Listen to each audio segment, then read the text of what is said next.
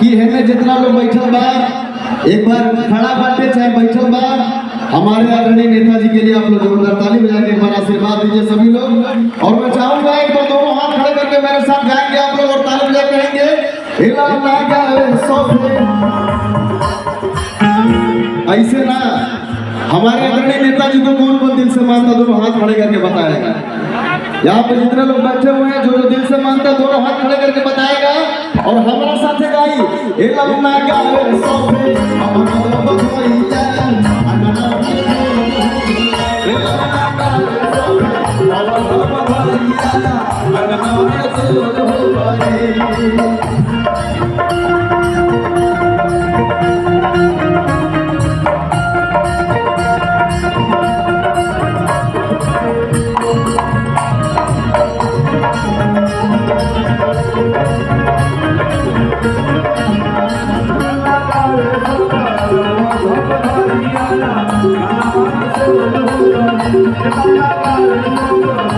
Thank you.